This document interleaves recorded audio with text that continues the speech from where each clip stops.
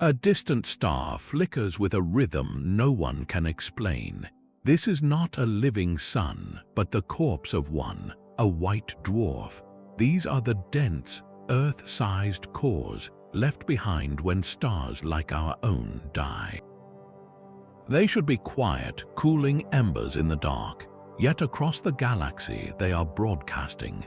Strange pulses of radio waves, bizarre X-ray flashes, and eerie infrared glows are leaking into space, signals that defy every law of physics we know. By the end of this journey, you will have explored 25 of the most profound cosmic mysteries ever detected. Why would a dead star suddenly scream in gamma rays? What could tear a planet apart and leave its dust to glow? We are about to listen to the whispers of stellar ghosts. What do you think they are trying to tell us? The signal arrived with a steady, repeating beat from a white dwarf called G2938, a world known as G2938 for short. Astronomers picked up a persistent pulse of radio waves. This was the first of the unexplained signals to truly grab their attention because it broke a fundamental rule. White dwarfs are not supposed to do this. They are incredibly dense, yes, but their radio emissions are typically faint and unremarkable, a quiet background hum. G2938 was broadcasting. The discovery sent a shock through the astronomical community. It was like finding a grandfather clock still ticking inside a sealed tomb. The immediate question was simple: what on earth, or rather, what around that dead star could be causing it? The leading theory points to a scene of cosmic destruction. This white dwarf is known to be polluted. Spectroscopic observations have revealed heavy elements like calcium and iron in its atmosphere, elements that should have sunk into its core long ago. The only plausible explanation is that it is actively consuming the remains of a shattered planetary system. Imagine a disk of debris, asteroids, and perhaps the fragments of a planet swirling dangerously close to the star. As this material falls inward, it could be interacting violently with the white dwarf's powerful magnetic field.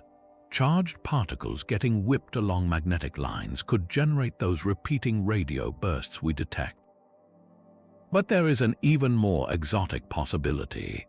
What if the source is not just generic debris? Some scientists speculated could be the interaction with a specific surviving relic, the dense metallic core of a giant planet that somehow survived the star's death throes.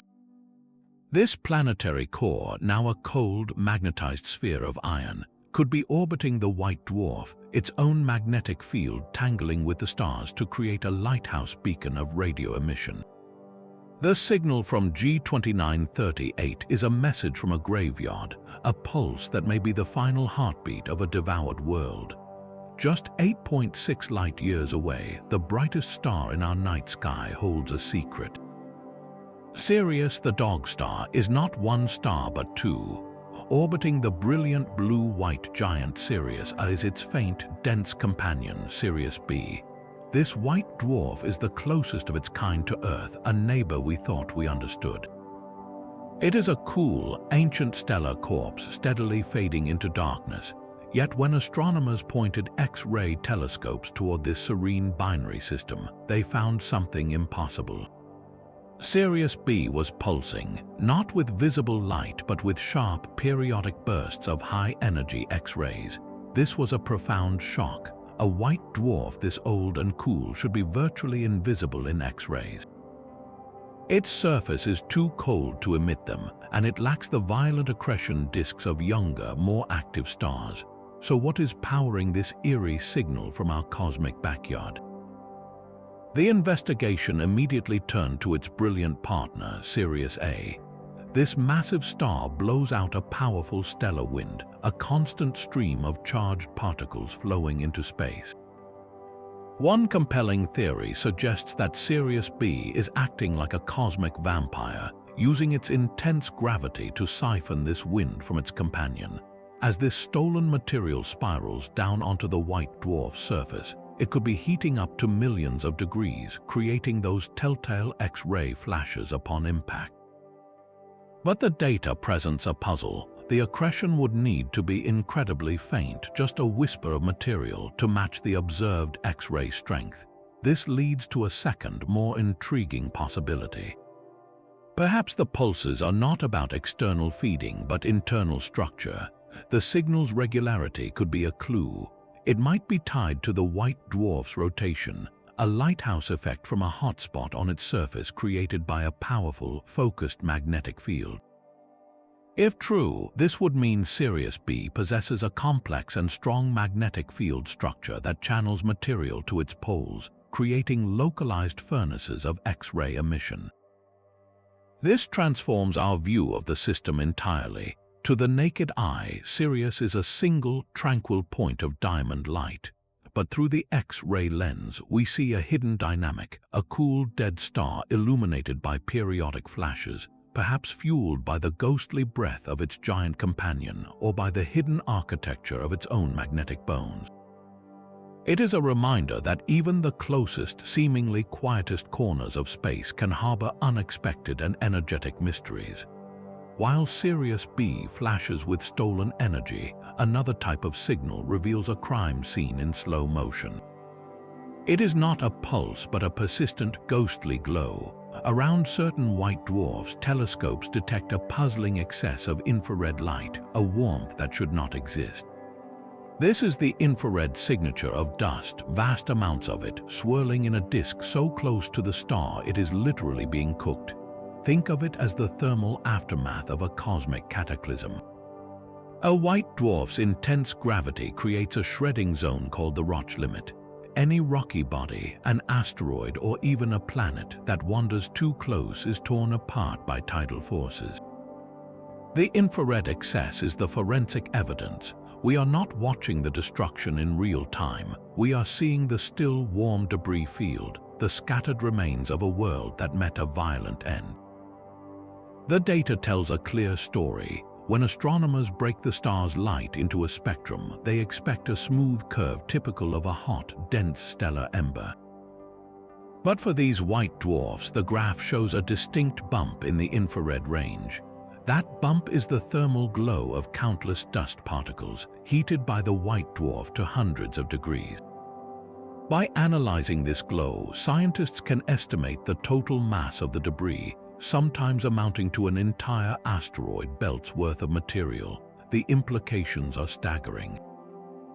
This signal proves that planetary systems do not always go gently when their star dies.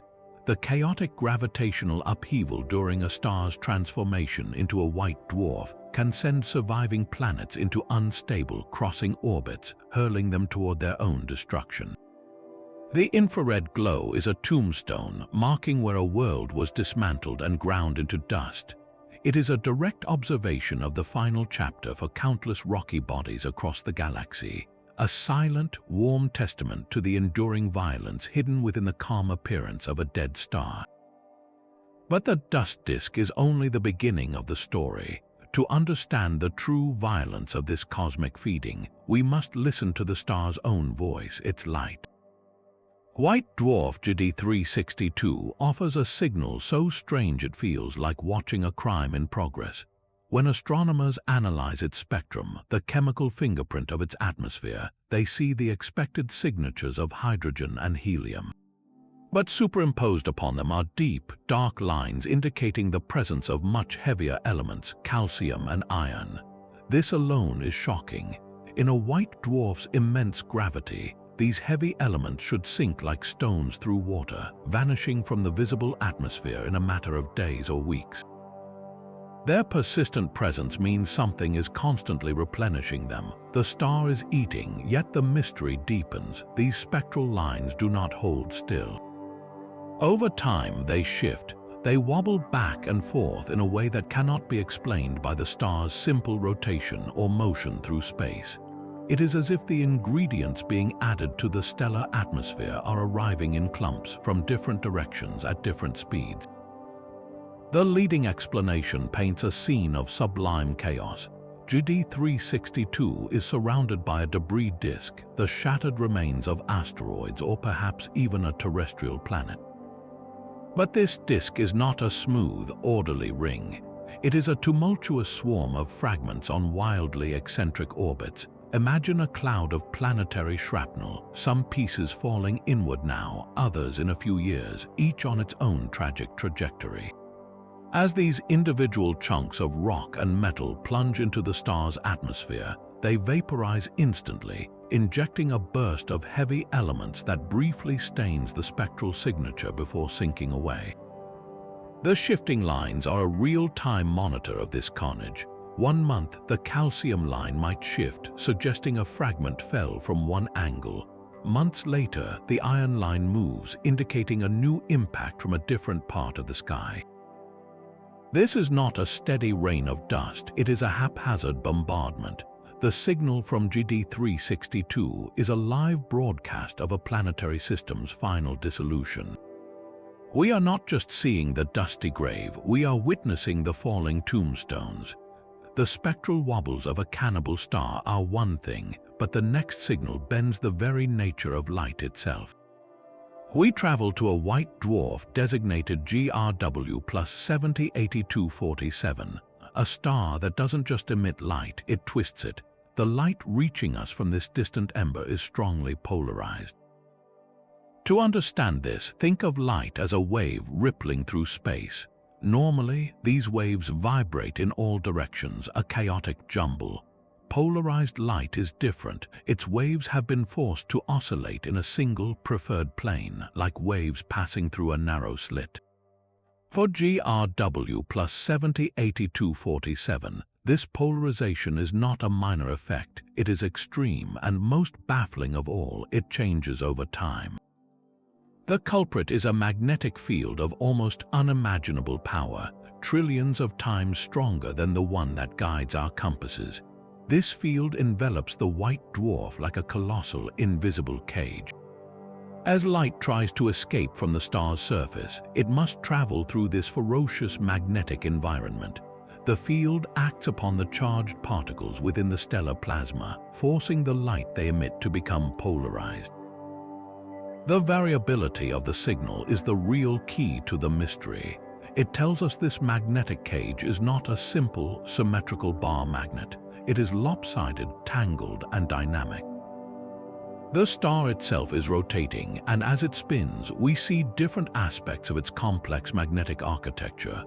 1 month, we might be looking directly down a magnetic pole where the field lines are bunched and intense.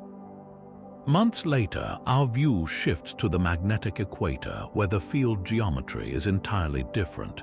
Each viewpoint polarizes the escaping light in a distinct way. This gives astronomers a powerful tool, a way to map the invisible. By carefully tracking how the polarization shifts and cycles, they can begin to reconstruct the true, twisted shape of the magnetic field surrounding this stellar corpse. It is a field so strong it doesn't just influence matter, it warps the very vacuum of space around it, an effect predicted by Einstein's theory of general relativity. The polarized light from GRW plus 708247 is a coded message, a direct transmission about the hidden, ferocious anatomy of a dead star's magnetic heart. The magnetic cage of GRW plus 708247 is a monument to invisible force, but our next signal is a dance of pure, visible chaos. Meet KPD 1930 plus 2752 and PG 1351 plus 489.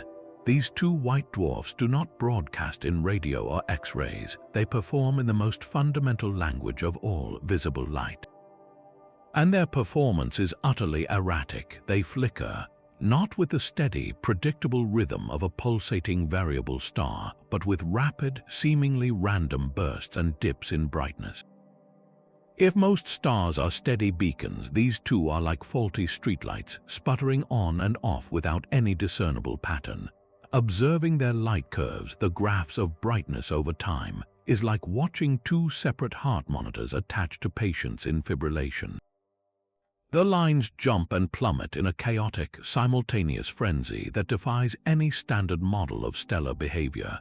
This is not the gentle breathing of a star expanding and contracting, nor is it the clean flash of material falling onto a magnetic pole.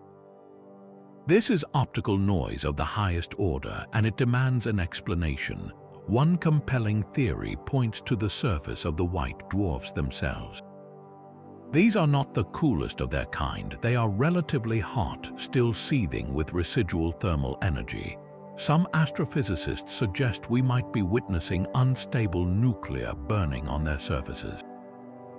Imagine a patch of the star's hydrogen-rich atmosphere held under immense pressure and heat, suddenly igniting in a brief, localized fusion flash. This would cause a sudden spike in brightness. But the process would be inherently unstable, like trying to keep a fire going on a windswept plain, leading to those unpredictable flickers as different patches flare up and die down. A second theory looks outward to the possibility of an unseen dance partner. What if each white dwarf is not alone? A faint, low-mass companion star, perhaps a brown dwarf or even a large planet, could be orbiting incredibly close. The gravitational tug of this companion could stir and distort the white dwarf's atmosphere, triggering internal waves that break on the surface like turbulent ocean waves, causing sporadic brightening. Then there is the magnetic possibility. Much like the polarized star, these twinklers could possess strong, messy magnetic fields that confine superheated plasma into hotspots. But if the field is unstable, or if the flow of material feeding the spot is irregular, the spot itself could flare and fade unpredictably, acting like a cosmic strobe light with a broken timer. The paired flickering of these two stars presents a unique puzzle. Their simultaneous, chaotic behavior suggests a common physical mechanism, yet one that remains just outside our current understanding. They are stellar ghosts blinking at us from the dark, as if trying to send a message in a code we have not yet learned to decipher. From the chaotic flicker of visible light, we leap into the realm of the utterly invisible and unimaginably violent. The signal is not a pulse or a glow, but a torrent of pure energy, gamma rays. These are the most energetic photons in the universe, born from the most extreme events like supernova and colliding black holes. They should not, by any conventional understanding, be streaming from a white dwarf. Yet the Fermi Gamma Ray Space Telescope has pinpointed a source, catalogued as 3FGLJ0838.8-2829, that sits right on top of a white dwarf locked in a binary dance. This is a profound contradiction. White dwarfs are simply not powerful enough to accelerate particles to the velocities required to produce such high-energy gamma radiation. Their gravitational pull is strong, but not that strong, and their magnetic fields, while immense, were not thought to be engines of such colossal particle acceleration. So what cosmic machine is at work here? The leading theory is as elegant as it is brutal, a model called the propeller system. Picture the white dwarf and its companion, likely a low-mass star locked in a close orbit. Material from the companion star flows toward the white dwarf, drawn by its gravity. But this white dwarf spins rapidly, and it possesses a powerful, rapidly rotating magnetic field. As the infalling material approaches, it does not simply crash onto the surface. Instead, it encounters this spinning magnetic barrier, a kind of cosmic paddle wheel moving at a significant fraction of the speed of light. The magnetic field acts as a propeller, violently flinging the incoming material away, hurling it back into space at near relativistic speeds. This is not a gentle push, it is a catastrophic expulsion. When this ejected matter slams into the slower-moving stellar wind from the companion or into other ejected material, it creates immense shock waves. Within these shocks, particles, primarily electrons, are accelerated to velocities approaching the speed of light. When these ultra-relativistic particles then collide with photons or magnetic fields, they dump their enormous energy, creating the gamma rays we detect. This propeller model turns our understanding of accretion on its head. We are used to thinking of white dwarfs as in points where matter finally comes to rest. Here, the white dwarf is not a sink, but a slingshot, an active particle accelerator of staggering efficiency. It challenges the very physics of how compact objects interact with their environments, proving that even a stellar corpse can become a powerhouse, transforming the gentle flow of stolen starlight into the most ferocious scream in the electromagnetic spectrum. Gamma rays reveal a cosmic particle accelerator, but our next signal measures time on a different scale entirely. GD 358 is a pulsating white dwarf, a star that breathes. Its brightness rises and falls with a steady rhythm, a heartbeat caused by waves resonating deep within its dense interior. These pulsations are a powerful tool, allowing astronomers to perform stellar seismology, to listen to the echoes inside a dead star, much like geologists use earthquakes to probe Earth's core. But GD 358 holds a profound secret. Its dominant heartbeat is not constant. Over years of observation, astronomers have watched its primary pulsation period change, slowly lengthening or shortening in a way that defies simple models. It is as if you were listening to a grandfather clock and discovered its tick was gradually, mysteriously, shifting from second to second, year after year. For a white dwarf, the pulsation period is intrinsically tied to its internal structure and temperature. As these stellar embers cool over billions of years, they should contract slightly, which would cause their pulsation periods to very slowly increase, like a cooling bell ringing at a lower pitch.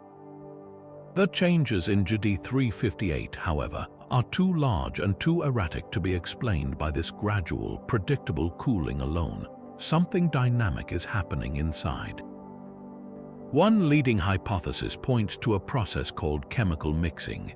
A white dwarf's interior is layered like a cosmic onion. Heavier elements like carbon and oxygen sink to the core, while lighter hydrogen and helium float to the surface.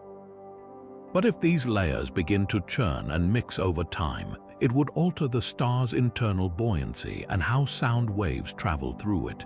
This changing internal architecture could directly affect the pulsation period, speeding up or slowing down the star's resonant heartbeat. Another possibility involves a hidden magnetic field. If GD 358 possesses a subsurface magnetic field that is itself evolving, perhaps weakening or shifting its configuration, it could be applying a subtle brake or push on the pulsation waves, modifying their rhythm. The long-term variability of GD 358 is a signal of deep internal evolution. We are not just seeing the surface flicker, we are witnessing the slow, mysterious reorganization of a star's entire interior. A process that unfolds over human timescales but speaks to the billion-year life cycle of stellar remnants. It is a reminder that even in death, a star is not a static monument but a complex, changing entity, its slow, unpredictable heartbeat echoing the unseen turmoil within. MCT 0145-2211 is not just a dead star, it is a cosmic chimney. Observations reveal this white dwarf is actively venting. From its poles, two narrow, high-speed jets of gas are being blasted into space, creating a classic bipolar outflow structure. This is a signal of profound instability, a dead star caught in the act of losing mass, something white dwarfs are simply not supposed to do on any significant scale. They are the end stage, the final, stable configuration where gravitational collapse is halted by quantum pressure. A chimney implies an ongoing fire. So what is burning inside this stellar corpse? Astronomers see two compelling possibilities, each pointing to a brief and violent transitional phase. The first scenario involves a hidden companion. If MCT 0145-2211 is accreting material from a nearby star, that incoming gas forms a swirling disk around the white dwarf. Friction and magnetic fields within this disk can funnel some of the material not onto the surface, but outward along the star's rotational axis, launching those focused polar jets we observe. This would make it a miniature, slower version of the jets seen from black holes and neutron stars. The second possibility is even more dramatic, a final, dying gasp of nuclear fusion. This white dwarf might be in a rare and fleeting state known as a born-again giant. Imagine a white dwarf that has already cooled for millions of years, its nuclear fires long extinguished. Then a last, unstable shell of helium on its surface suddenly reignites in a violent flash of fusion. This thermal pulse can cause the star to briefly expand and then violently eject its outer layers, with the geometry of the explosion often channeled into bipolar outflows. In this case, the jets are not powered by external accretion, but by a last convulsion from within, a final burst of stellar life before the long, quiet fade. MCT 0145-2211 offers a rare snapshot. We are not looking at a stable endpoint, but at a moment of dynamic change, a stellar ghost caught exhaling one last structured breath into the interstellar void. H1504+65 is a star stripped to its bones. This white dwarf is a paradox, blazing with the heat of a cosmic forge, yet silent as a tomb on the radio. It is one of the hottest white dwarfs ever discovered, with a surface temperature soaring above 200,000 Kelvin. At such extremes, it should be a brilliant source of X-rays, and it is. But according to every standard model, an object this hot and dense, with a fierce magnetic field or an accretion disk, should also be a prolific broadcaster of radio waves. H1504+65 is not. It is radio quiet, an absence that speaks as loudly as any signal. This combination, X-ray loud but radio silent, defies the textbook. It forces astronomers to ask what is different about this particular stellar corpse. The answer lies in its autopsy, in the unique chemical signature of its light. When its spectrum was analyzed, astronomers found something astonishing. The atmosphere of H1504+65 is almost pure carbon and oxygen. Primordial hydrogen and helium that cloak nearly every other star in the universe are virtually absent here. It is as if this white dwarf has been skinned alive, its outer layers violently peeled away to reveal the naked thermonuclear ashes of its core. This composition is the key to the paradox. The X-rays we detect are likely thermal emission from its scorching surface, simply because it is so incredibly hot. But the lack of radio waves suggests an absence of the usual suspects. There is no evidence of a companion star feeding it material, which would create the shocks and magnetic interactions that generate radio noise. Its magnetic field, while present, might be structured in a way that simply does not couple efficiently to produce radio emissions from its bare surface. This makes H1504+65 a unique laboratory. We are looking at the exposed heart of a star, a ball of crystallizing carbon and oxygen under pressures and temperatures that we cannot replicate on Earth. Studying how this pure, dense matter behaves, how it cools, and how it emits radiation across the spectrum, helps us test the very physics of degenerate matter.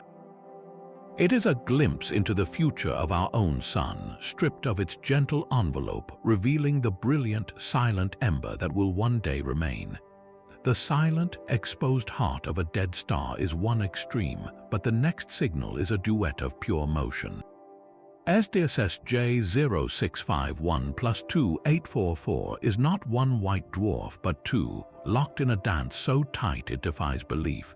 These two stellar corpses orbit each other not in years or days, but in a dizzying 7 minutes. They are separated by a distance less than a third of that from the Earth to the Moon, whipping around their common center of mass at speeds approaching 600 kilometers per second. This frantic waltz is not just a spectacle, it is a signal written not in light, but in the fabric of spacetime itself. Einstein's theory of general relativity predicts that such rapidly accelerating masses should ripple the cosmos, emitting gravitational waves, literal vibrations in the geometry of the universe. And indeed, astronomers have watched the orbital period of this binary decay, the two stars spiraling inward by a tiny, measurable amount each year, exactly as expected from the energy they lose as gravitational radiation. This orbital decay is our indirect signal, the fingerprint of the gravitational waves we cannot yet detect directly from such a source, but the data holds a subtle mystery. The decay rate is not perfectly smooth. There are minuscule anomalies, tiny deviations from the pristine prediction of pure gravitational wave emission.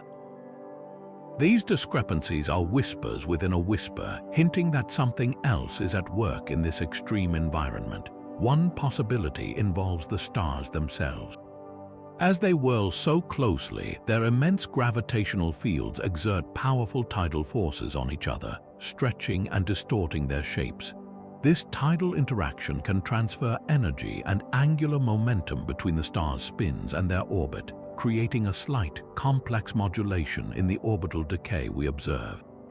It is a dance where the partners are not perfect points of mass but pliable bodies deforming each other as they spin. An even more exotic suggestion points beyond conventional physics. Could the anomalies be a sign of dark matter? If this binary system is moving through a dense clump of this invisible substance, the gravitational drag from the dark matter could subtly alter the orbit.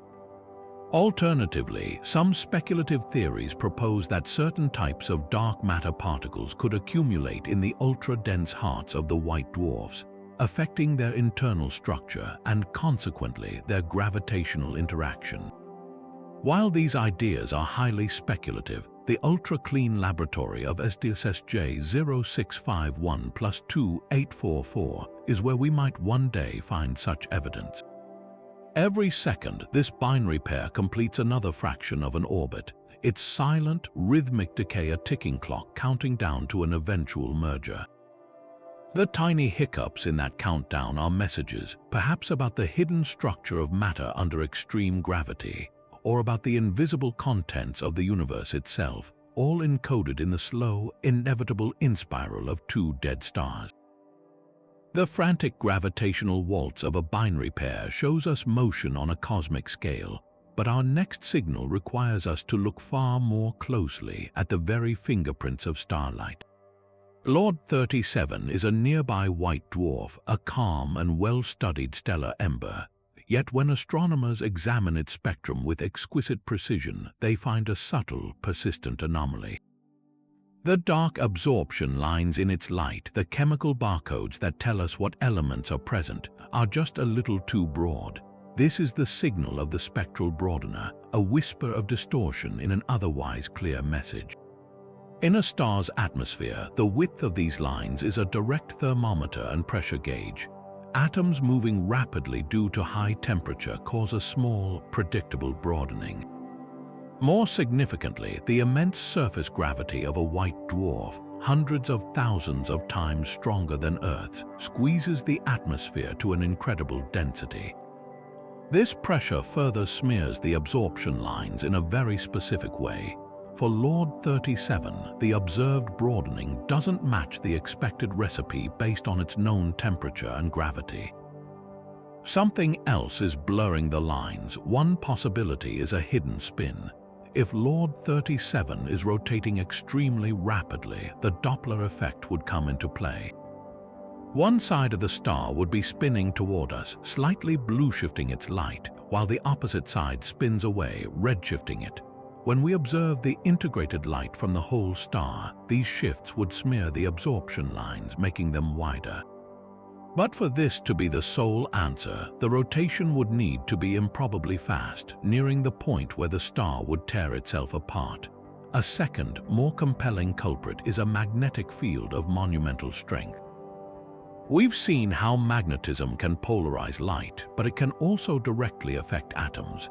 In the presence of a field billions of times stronger than Earth's, the energy levels within atoms themselves are split and shifted, a phenomenon called the Zeeman effect.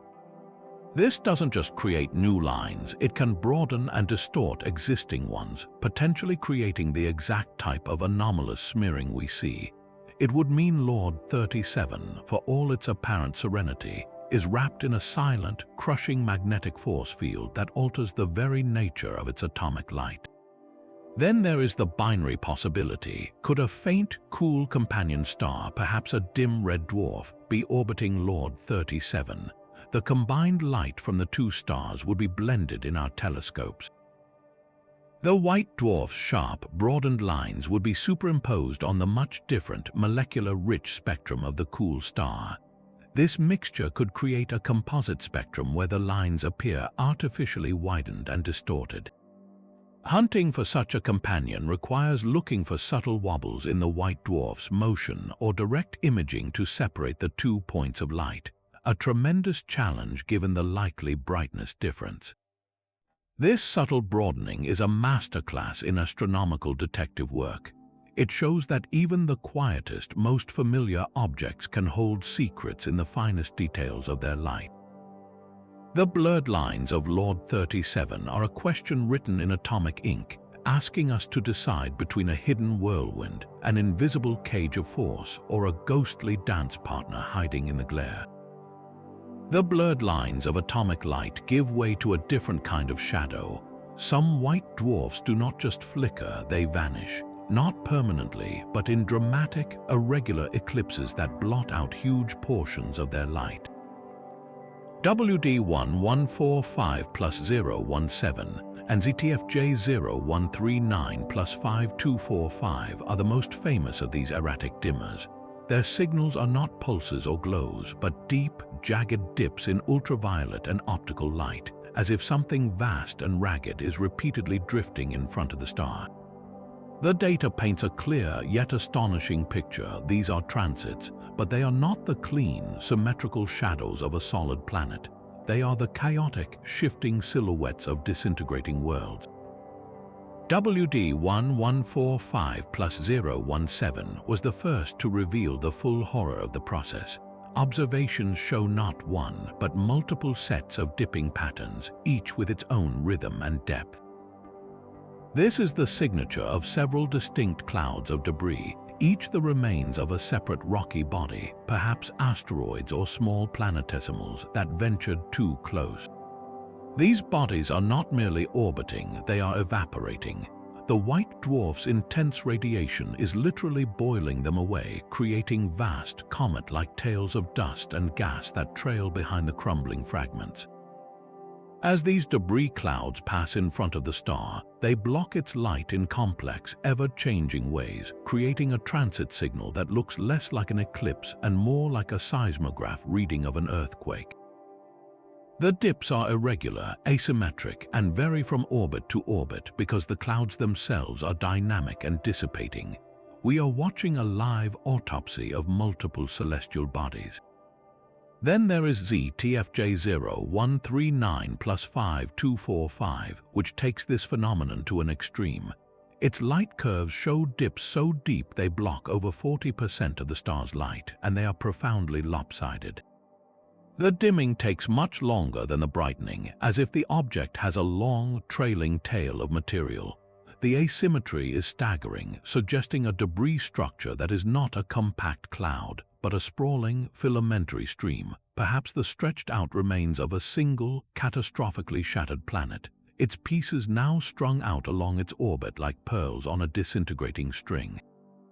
The central mystery of these dippers is one of scale and chaos. What event could create such vast, complex debris structures around a dead star?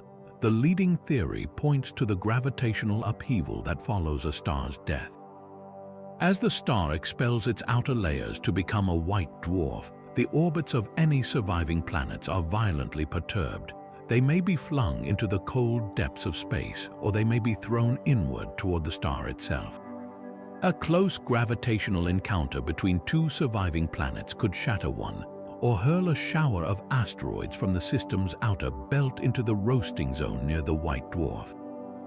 Once there, the relentless stellar radiation takes over, puffing the rocky bodies into enormous, opaque clouds of silicate dust and vapor. The chaotic transit signals are a direct result of this ongoing disintegration. No two orbits are alike because the bodies are actively falling apart. These erratic dimmers show us the final moments of planetary systems not as a single cataclysm, but as a slow, grinding demolition where worlds are turned to dust and their fading shadows flicker against the light of their dead sun. The disintegrating worlds around erratic dimmers show the chaos of a system's end, but sometimes the corpse itself holds the most profound clue. SDSS J1240 plus 6710 is a white dwarf with an impossible atmosphere. When astronomers read its chemical fingerprint, they found a composition that should not exist. It is almost entirely devoid of hydrogen and helium, the universal building blocks of stars. Instead, its surface is a stark blend of oxygen, neon, magnesium, and silicon. And there is one element conspicuously, definitively missing: iron. This is not just unusual, it is a direct contradiction to how stars live and die. To understand why, you have to know what a white dwarf normally is. It is the exposed core of a star that once burned hydrogen and helium. That core is primarily carbon and oxygen, the ash of that long fusion. When the star dies, it puffs away its outer hydrogen and helium layers, leaving that dense core behind. Sometimes those lighter elements can fall back or linger in a thin atmosphere. But SDSS J1240 plus 6710 has no hydrogen or helium to speak of, and its core ash is not carbon and oxygen, but heavier elements like oxygen, neon, magnesium. It is as if you found a campfire where the wood was gone, but the ashes were made of ceramic and glass instead of charcoal. This bizarre chemical signal points to a cataclysm that was interrupted. The leading theory is that this white dwarf is the surviving remnant of a special, failed type of supernova. Specifically, a type Ia supernova, which occurs when a white dwarf in a binary system steals so much mass from its companion that it reignites nuclear fusion in a runaway thermonuclear explosion. That explosion is supposed to be utterly complete, obliterating the white dwarf entirely, leaving nothing behind but expanding debris. But what if the explosion fizzled? What if it was only partial? Computer models suggest that under certain conditions, the thermonuclear flame might race through the star unevenly or detonate in a lopsided way. In such a disrupted explosion, the outer layers of the white dwarf could be blasted away, but the inner core might survive. The blast would have been powerful enough to fuse the original carbon and oxygen into heavier elements like oxygen, neon, magnesium, and silicon, which is exactly what we see on the surface. But the explosion lacked the full, staggering energy needed to forge iron, the end product of complete stellar fusion. That explains the total absence of iron, the ghost of an incomplete reaction. The star was not completely destroyed. It was sculpted by a blast that tore away its identity, but left its heart mangled and transformed. This makes SDSS J1240 plus 6710 a cosmic fossil, a relic from a stellar death that defied the standard script. It is a surviving witness to a supernova that failed to finish the job, offering us a rare glimpse into the physics of how these titanic explosions can falter and leave behind a scarred, chemical anomaly drifting through the galaxy. Ia Scorpii is a cosmic battery unlike any other. This binary system contains a white dwarf and a red dwarf star locked in a close 3.5-hour orbit. Yet the energy illuminating this pair does not come from nuclear fusion in either star. It comes entirely from the furious spin of the dead one. Every 1.97 minutes, Ia Scorpii unleashes a staggering pulse of radiation, a lighthouse beam that sweeps across space, bright enough to be seen from Earth in visible light and screaming across the radio spectrum. The heartbeat of this emission is locked precisely to the rotation period of the white dwarf. This is the signal, a perfectly timed, system-wide flash powered by a stellar corpse. The mechanism is a masterpiece of celestial engineering. The white dwarf in Ia Scorpii is a pulsar in all but name. It spins on its axis once every 118 seconds, and it possesses a magnetic field hundreds of millions of times stronger than Earth. As it rotates, this magnetic field acts like a colossal, invisible whip. The white dwarf's companion, a cool red dwarf, is so close that it is bathed in this ferocious magnetic environment. Charged particles are ripped from the atmosphere of the living star and caught in the spinning magnetic trap. They are then accelerated along the field lines to velocities approaching the speed of light. When these relativistic particles then slam into the red dwarf's surface or spiral through magnetic zones, they dump their enormous kinetic energy, creating a brilliant flash of synchrotron radiation across multiple wavelengths. The entire binary system lights up like a neon sign with every rotation. This is the lighthouse model, where the spinning white dwarf's magnetic field directs a focused beam of accelerated particles that sweeps past the red dwarf and out into space, hitting our telescopes with metronomic precision. But here lies the profound mystery. Why is Scorpii so astonishingly good at this? There are other binary systems with fast-spinning magnetic white dwarfs, yet none produce such powerful, coherent, and broadly visible pulses. Its efficiency as a particle accelerator is unmatched in its class. Some astronomers suspect the geometry is perfect, the orbit is just the right distance, the magnetic field is just the right strength and tilt, and the red dwarf companion is just the right size to provide a perfect target for the beam. It may be a temporary, golden age in the system's evolution, a fleeting few million years where all the cosmic dials are set to maximum. Or perhaps there is something unique about the white dwarf's composition or the history of its formation that gifted it with an unusually potent and stable magnetic dynamo. Scorpii demonstrates a principle we thought was reserved for neutron stars, proving a dead star can dominate a living one not with gravity alone, but with the raw, rhythmic power of spin and magnetism. It is a cosmic engine whose flawless timing only deepens the question of why it is the only one of its kind we have ever found. TW Pictoris is a star that hiccups with the violence of a supernova. In this binary system, a white dwarf steadily siphons gas from a companion star, forming a glowing accretion disk. For the most part, this is a predictable process, a gentle rain of matter onto the dead star's surface. But then, without warning, the system erupts. The white dwarf unleashes a sudden, catastrophic flare of X-rays, a burst so bright it can outshine the entire system 1,000-fold for a few precious seconds. This is a thermonuclear explosion, a runaway blast of fusion ignited in the accumulated hydrogen on the white dwarf's surface. Yet the true mystery of TW Pictoris is not the burst itself, but its bizarre and unpredictable timing. These are not the regular clockwork flashes of a stable system. They are erratic, violent hiccups in an otherwise smooth flow of material.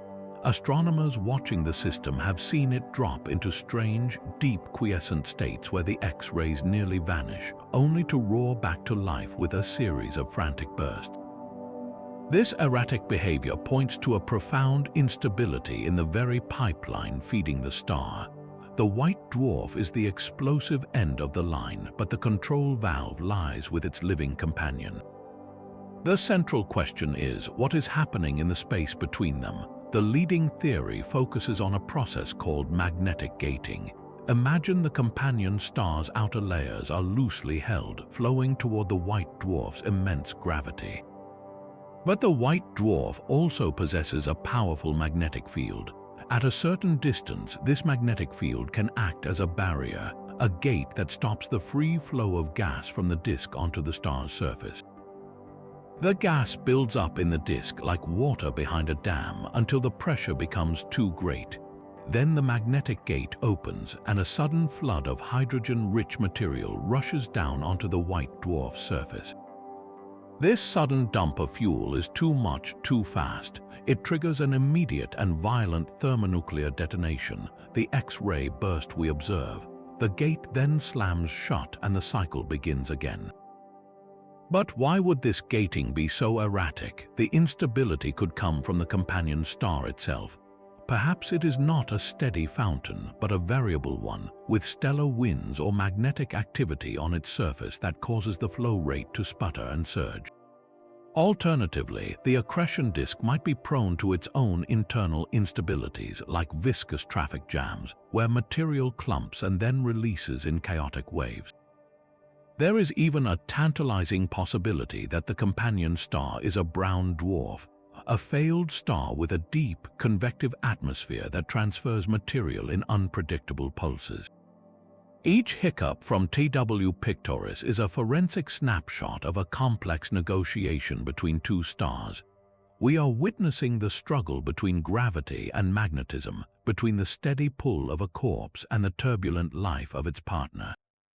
The unpredictable rhythm of these X-ray bursts is a direct readout of that struggle, a signal that the most violent events in the universe can be triggered by the most delicate and unstable of balances.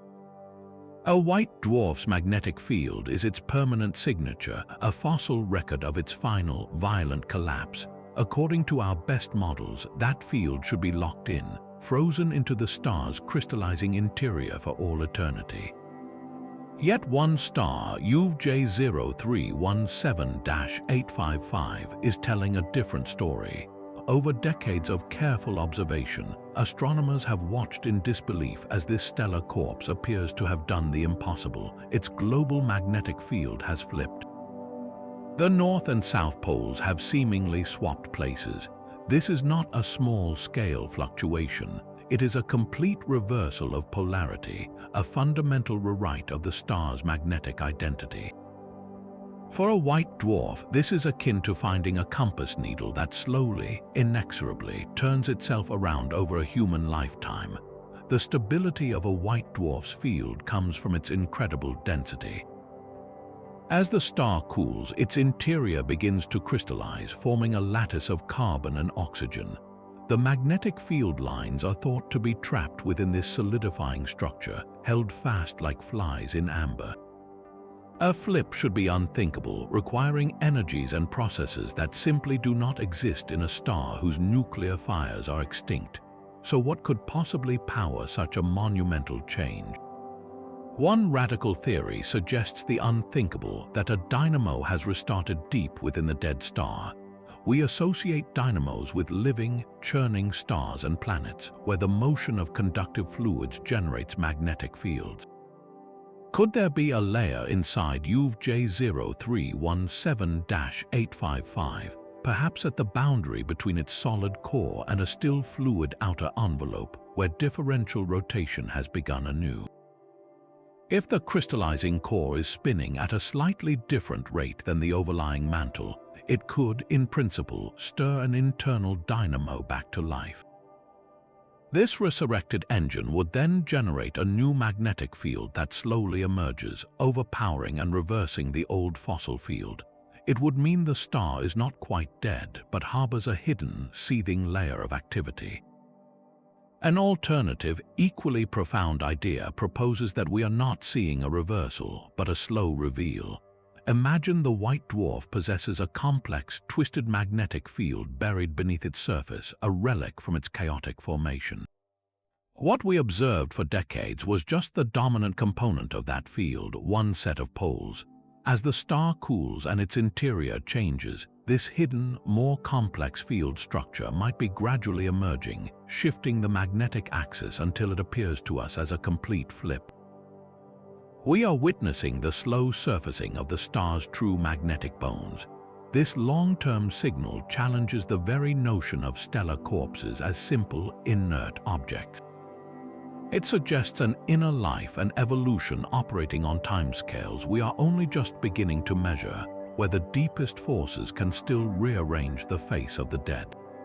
The magnetic reversal of a stellar corpse hints at hidden inner turmoil, but our next signal is written in pure, violent motion. LP 4365 is not where it should be. This white dwarf is a runaway hurtling through the galaxy at over 800 kilometers per second, a speed so great it will eventually escape the Milky Way's gravitational grasp entirely. It is a hypervelocity star, but unlike the massive blue stars often flung from the galactic center, this is a dense, Earth-sized ember, and its composition is just as extraordinary as its speed. Its atmosphere is a bizarre soup of heavy elements like oxygen, neon, magnesium, and silicon, with almost no hydrogen or helium. This is a double signal, a scream of velocity paired with a chemical scream. Together, they tell a story of a supernova that went horribly, wonderfully wrong.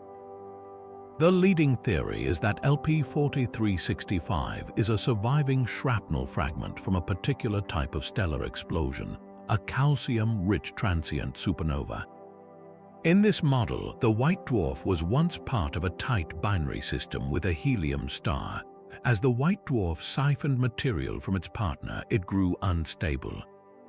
But instead of detonating completely in a standard type Ia supernova, the ignition was lopsided and incomplete. The thermonuclear flame raced through the star unevenly, not destroying it utterly, but instead blasting a large portion of its mass into space in one direction. The physics here is akin to a cosmic rocket engine. The violent, asymmetric ejection acted like a natural thruster, kicking the remaining white dwarf core in the opposite direction with unimaginable force. This is the cannonball model. What we see as LP 4365 is that surviving stellar fragment, the battered and burnt remnant of the explosion, now rocketing through the galaxy. Its strange chemical makeup is the direct evidence of this partial detonation. The explosion was powerful enough to fuse material into those heavier elements we see, oxygen, neon, magnesium, but it lacked the full energy to forge iron or to completely vaporize the star. The velocity is its permanent scar, the recoil from its own near-death experience. Visualize this for a moment, a faint, hot speck not just drifting among the stars, but actively fleeing, ascending out of the galactic plane on a trajectory that leads to the eternal void of intergalactic space.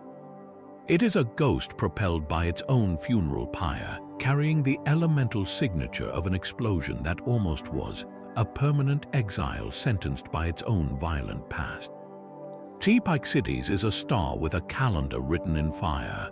Unlike the erratic hiccups of other systems, this white dwarf erupts with a chilling regularity, lighting up in a thermonuclear nova roughly every 19 years. It is a recurrent nova, a system that does not just explode once but repeatedly, as if hitting a cosmic reset button after each cataclysm. Yet the signal from T-Pyxides holds a profound contradiction. These are not the brilliant, galaxy-illuminating blasts of a classic nova. They are surprisingly faint whispers of violence compared to the shouts we expect. This combination of reliable timing and subdued power is the central mystery, and it points to a white dwarf balancing on the very edge of existence. The engine of this cycle is a deadly partnership. The white dwarf orbits a sun-like companion star so closely that its gravity steadily strips material away. This stolen hydrogen flows onto the surface of the dense stellar corpse, piling up under incredible pressure and heat. Once a critical threshold is reached, the entire hydrogen layer ignites in a runaway thermonuclear explosion, blasting the accumulated material into space in a brilliant shell. That is the nova we see, but in most systems the explosion is so violent it clears the area, disrupting the accretion flow for centuries. T-Pyxides is different. Its explosions are just powerful enough to eject the outer shell, but gentle enough, relatively speaking, to leave the fundamental binary dance intact. The accretion from the companion star resumes almost immediately, beginning the slow 19-year countdown all over again. This delicate balance suggests something extraordinary about the white dwarf itself. It is likely incredibly massive, perhaps hovering just below the Chandrasekhar limit, the critical threshold of about 1.4 times the mass of our Sun. At this limit, a white dwarf can no longer support its own weight and will collapse, triggering a far more violent type Ia supernova that obliterates it completely. The faintness of T-Pyxides's recurring novas may be a direct clue to its precarious state. A more massive white dwarf has a stronger gravitational pull, meaning less hydrogen needs to accumulate on its surface to reach the ignition pressure. A smaller fuel load means a smaller, fainter explosion, so each faint nova could be a sign that this star is inching ever closer to the ultimate brink. Every 19 years, we watch it vent just enough pressure to stay stable for now. This makes T Pyxides one of the most critically important signals in our galaxy. It is a natural laboratory, a countdown clock to a potential Type Ia supernova. By studying the exact mechanics of its steady accretion and its peculiarly faint blasts, astronomers are essentially watching a stellar pressure cooker, learning how a star manages its mass until the moment it cannot.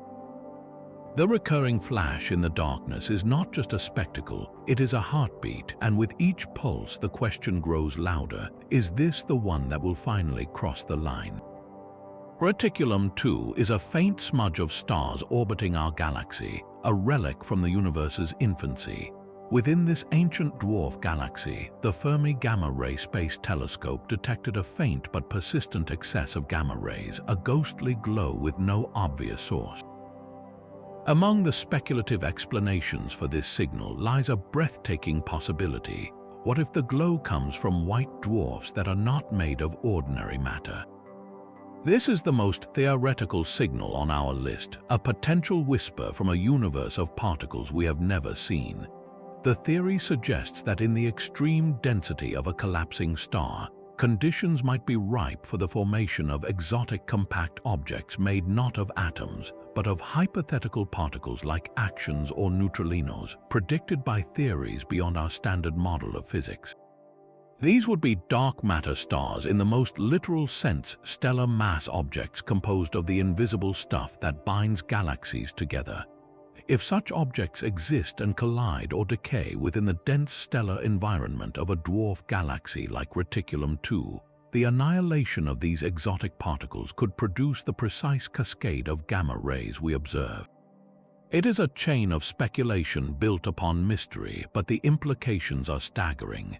We are accustomed to white dwarfs as endpoints of known stellar physics, balls of carbon and oxygen under immense pressure. This idea turns that certainty on its head, proposing that some stellar corpses might be entirely alien in composition, their very existence a testament to a shadow universe of particles interacting only through gravity and weak forces. The gamma-ray excess from Reticulum 2 is therefore a siren call from the frontier of physics. It challenges us to consider whether the dense remnants we see are always what they appear to be, or if, hidden among the familiar embers, are cinders of an entirely different kind of fire, one that could illuminate the nature of most of the matter in the cosmos. The theoretical glow of dark matter seeds to a signal of pure, observable destruction. SDSS J1228+1040 harbors a ghostly ring of fire. For nearly 2 decades, astronomers have monitored this white dwarf and witnessed something extraordinary: a single, brilliant emission line of ionized calcium shining with undiminished strength. This is not a simple chemical stain in the star's atmosphere. It is the signature of a vast, tenuous disk of gas, a glowing aftermath that refuses to fade. The line itself, known as the calcium triplet, is a beacon of violent history. It tells us that somewhere between 20 and 50 years ago, from our perspective, a catastrophic event unfolded around this dead star. A rocky body, perhaps an asteroid the size of a small moon or even a terrestrial planet, strayed too close. Crossing the invisible boundary known as the Roche limit, it was seized by the white dwarf's immense gravity and torn apart in a tidal disruption event. The body was shredded into a cloud of vapor and dust, some of which settled into a glowing disk orbiting perilously close to the star. The persistent calcium emission is the thermal glow of that vaporized material, a memorial written in atomic light. But the true mystery of this signal lies in its stubborn longevity. According to our best models, such a gaseous disk should not last. In the ferocious gravitational and radiation environment so close to a white dwarf, the gas should either spiral inward and be consumed within a few years, or be blasted away by the star's intense light pressure. Yet this disk has persisted, its calcium line shining brightly for over a human generation. It defies the expected timeline of dissipation, presenting a profound puzzle about stability in the most unstable of places. What force is holding this glowing wreckage in place? One possibility involves the disk's own self-regulation. As gas spirals inward, it heats up through friction, increasing its pressure. This outward pressure might act as a buffer against further collapse, creating a quasi-stable equilibrium that slows the disk's consumption to a crawl. Alternatively, the disk might be continuously replenished. Perhaps the original tidal disruption did not involve a single, monolithic body, but a loosely bound rubble pile or a chain of fragments. As the primary cloud is consumed, new fragments from the same event could be drifting into the disruption zone, vaporizing and topping up the gaseous reservoir we observe. A more exotic idea points to magnetic fields. If the white dwarf possesses a strong magnetic field, it could interact with the ionized gas in the disk, creating forces that trap the material in a stable orbit, effectively creating a magnetic bottle that prevents its escape or rapid accretion. Each observation of SDSS J1228+1040 is like looking at a crime scene where the evidence refuses to cool. The glowing calcium line is a timestamp of a planetary murder, but its enduring brightness is a clue that the story is not over, that the physics of destruction in these extreme realms is far more complex and enduring than we ever imagined. G2938 holds a second, more subtle secret beneath its radio broadcasts. This white dwarf is not just a cannibal, it is a singer, vibrating with a complex internal rhythm. It belongs to a class known as ZZ Ceti variables, stars that pulsate not by expanding and contracting their entire bulk, but through intricate gravity waves rippling across their surfaces. Think of it not as a beating heart, but as the surface of a vast, dense ocean crossed by overlapping, resonant tides. These are non-radial pulsations, a shimmering in place that makes different parts of the star brighten and dim in intricate patterns. For astronomers, this shimmer is a stellar ultrasound, a direct probe into the hidden architecture of the dead star's interior. By meticulously measuring the frequencies of these pulsations, scientists can essentially listen to the echoes bouncing between different layers, mapping the star's density, temperature, and composition from the inside out. But when they tuned their instruments to G2938, they heard a discordant note. The observed frequencies, the specific notes in this cosmic song, do not perfectly match the predictions of our best models. The mathematical symphony is off-key. This subtle mismatch is a profound clue. It suggests that the interior of G2938 is not the simple, smooth onion of layers we expect in a cooling ember. Something is distorting the sound waves as they travel. One compelling explanation points to the star's violent dining habits. The heavy elements we see polluting its atmosphere are the ashes of consumed planetary debris. But what if that accreted material did more than just stain the surface? Over eons, as the white dwarf devoured asteroids and planetary fragments, the heavy elements might have slowly settled inward, not just forming a thin atmospheric layer, but actually altering the internal chemical stratification. Imagine pouring fine sand into a jar of water. The sand eventually settles to the bottom, creating a distinct new layer. The accreted metals from shattered worlds could have done the same inside the star, creating a subtle chemical boundary deep within that changes how the gravity waves propagate, shifting the pulsation frequencies we detect. An even more exotic possibility involves the slow, deep transformation of the star's very heart. As a white dwarf cools over billions of years, its carbon and oxygen core begins to crystallize, solidifying from the center outward. This phase change releases latent heat and alters the density profile of the interior. The mismatched pulsations in G2938 could be the first whispers of this crystallization process beginning, a sign that this stellar corpse is not just cooling, but is actively freezing solid from the inside out. The complex, non-radial pulsations are therefore a dual signal. They are both the star's natural resonant frequency and a record of its traumatic past. Every subtle deviation from the expected note is a fingerprint, either of planets it has consumed or of the profound metamorphosis happening in its crystallizing core. We are listening to a star recount its own history and its future in a language of resonant vibrations. The pulsating heart of a cannibal star gives way to a final, profound mystery, a signal that is not a pulse, a glow, or a scream, but the silhouette of a survivor. WDJ0914 plus 1914 is an impossible binary. Orbiting this white dwarf is not a star, but a giant planet, a world of ice and gas like Neptune, circling its dead sun in a mere 10 days. This discovery alone was astonishing, but the true signal was not the planet itself, but the ghostly shroud that revealed it.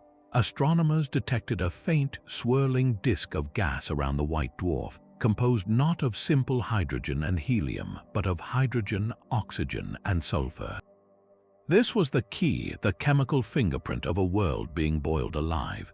The intense ultraviolet radiation from the hot white dwarf is stripping the planet's atmosphere away, creating a vast comet-like tail that has settled into a glowing accretion disk. We are watching a giant planet slowly evaporate, yet the deepest mystery is not its death but its improbable life. How did this planet survive at all? When the star that became this white dwarf swelled into a red giant billions of years ago, it should have expanded to a size far larger than the planet's current orbit. That world should have been swallowed whole, vaporized in the fiery embrace of its dying sun. Its very existence is a paradox that forces us to rewrite the final chapters of a solar system's life. The leading theory is a story of cosmic migration and narrow escape. This giant planet likely began its life much farther out in the cold, distant reaches of its original system. As the star entered its death throes, losing mass and creating gravitational chaos, the planet could have been flung inward on a wildly eccentric orbit. Crucially, it must have arrived at its current, scorching location only after the red giant phase had concluded, after the star had shed its outer layers and retreated into its compact white dwarf form. It slipped into the graveyard just after the funeral, avoiding the inferno. Alternatively, the star's death may have been more gentle or lopsided than our models predict, perhaps ejecting its envelope in a way that left a habitable zone, however hostile, much closer in. The evaporating disk of hydrogen, oxygen, and sulfur is the signal of this ongoing tragedy, but the planet itself is the signal of a miraculous escape. It stands as a testament to the chaotic reshuffling that accompanies stellar death, proving that planets are not always passive victims. Some worlds, through gravitational chance or celestial timing, can navigate the apocalypse and find a new, if hellish, orbit around the ember that remains. This final signal brings our journey full circle, from the first radio pulses of consumed worlds to the last, fading breath of a survivor. Each of these 25 whispers from white dwarfs chips away at our certainty, revealing that in the quiet aftermath of stellar death, the universe is still shouting, still evolving, and still hiding secrets in the light of its oldest ghosts.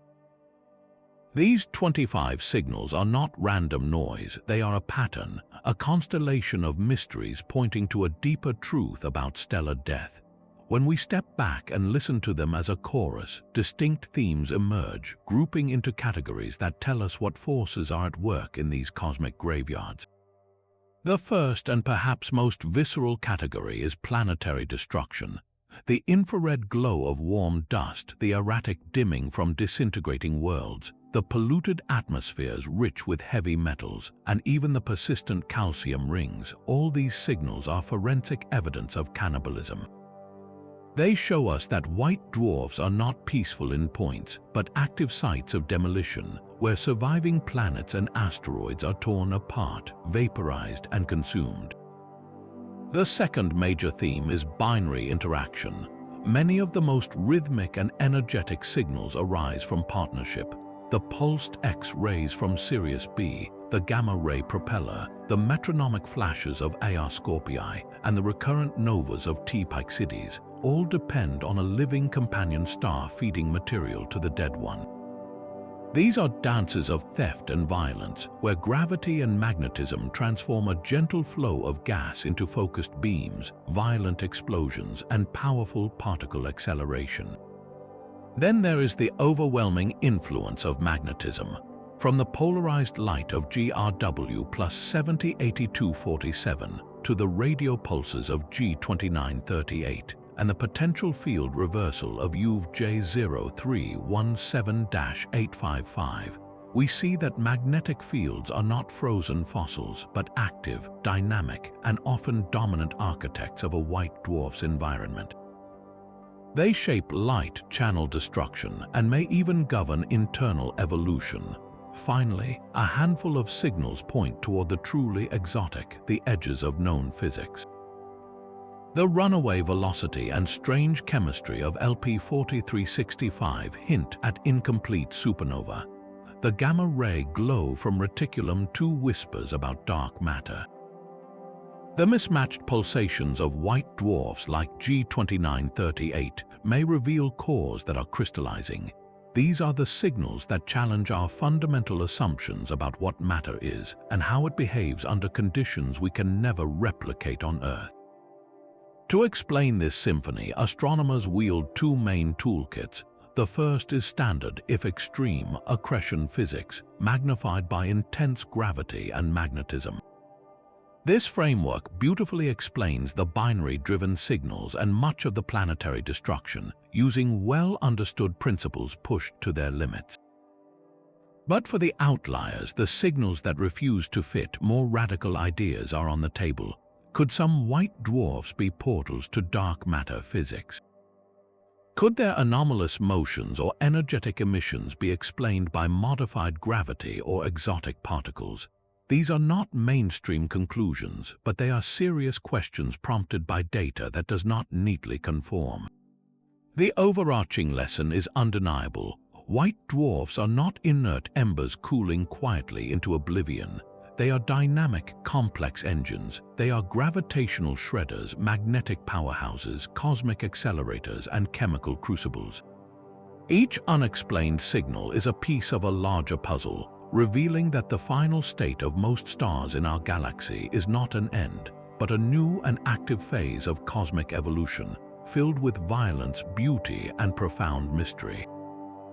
So the universe's graveyards are still speaking. This journey through 25 cosmic whispers has revealed a startling truth. White dwarfs are not silent tombstones marking the end of a star's life. They are vibrant, violent, and profoundly active laboratories. Each unexplained signal, from the rhythmic radio pulses of a cannibal star to the evaporating atmosphere of a surviving giant planet, is a piece of forensic evidence. Together, they paint a portrait of stellar afterlife that is anything but peaceful. We have seen them as demolition sites for entire worlds, their light stained by the ashes of consumed planets. We have watched them become cosmic power plants, where stolen starlight is transformed into focused beams of X-rays and gamma rays through the sheer force of spin and magnetism. We have even glimpsed hints that their hearts may be crystallizing, or that they might harbor secrets about the invisible dark matter that binds the cosmos. These dead stars are our most extreme physics classrooms, operating under conditions of gravity, density, and magnetic force we can never hope to recreate on Earth. Every anomaly, every deviation from our models is not a failure of understanding, but an invitation to look deeper. The coming generation of telescopes, from the revolutionary James Webb Space Telescope peering into infrared dust to future gravitational wave observatories listening for the faintest ripples, will turn these whispers into clear voices. They will dissect the chemistry of disintegrating worlds, map the twisted geometry of magnetic fields, and perhaps even catch a white dwarf in the act of flipping its poles or crystallizing its core. Our exploration is just beginning, so look up on a clear night. Among the brilliant points of light, remember the fainter ones, the stellar ghosts. They hold the stories of cataclysm and survival, of force and mystery, written in frequencies of light we are only just learning to read. Which of these 25 signals fascinated you the most? Was it the evaporating planet, the gravitational waltz, or the star that hiccups with nuclear fire? Let us know in the comments below. If you enjoyed this journey to the edge of known physics, subscribe for more deep dives into the universe's greatest mysteries. Until next time, keep wondering.